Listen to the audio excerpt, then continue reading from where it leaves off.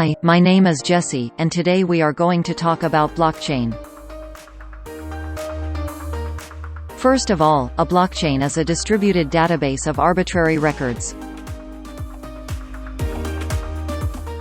Distributed database means multiple network nodes have the same copy of records.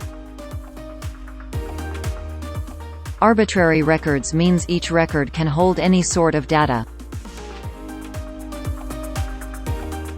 A blockchain is a chain of blocks linked together.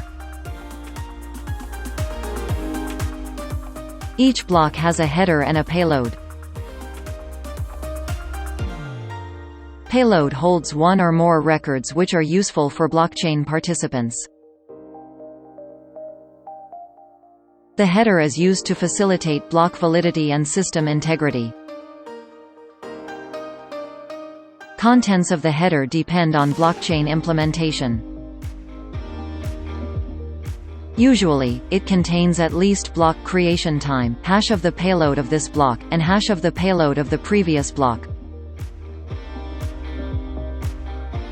A hash is a function that transforms data of arbitrary size into a fixed size representation. A hash function is considered to be a one-way function. It is relatively easy to calculate the hash of some data. However, it is nearly impossible to get data out of its hash value. A hash representation may look like this. And a block header will look similar to this. How is any new block added to the chain? A node creates a new block and sends it to the network. Other network nodes validate this new block according to a set of rules. If the block is valid, it is added to the chain, otherwise it is discarded. Some node eventually will come up with a block that is valid and accepted by other nodes. How do the nodes agree on the validity of the block? They should reach some sort of an agreement, a consensus. The most well-known consensus approaches are proof of work and proof of stake. According to proof of work, a node should prove its involvement in the process by doing some computations. Multiple nodes perform specified work and the fastest one is the winner. In the proof-of-stake approach, a node is selected automatically by the system.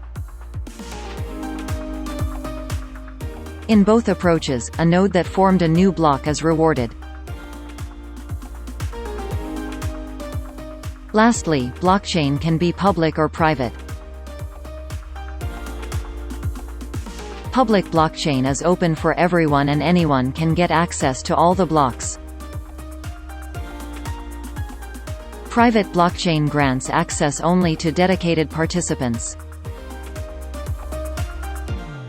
Blockchains have various applications, even in finance.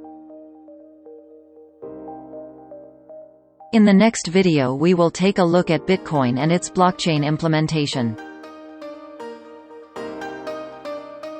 Thank you for watching. Please, like this video and subscribe to my channel. See you in the next one. Jessie, power off.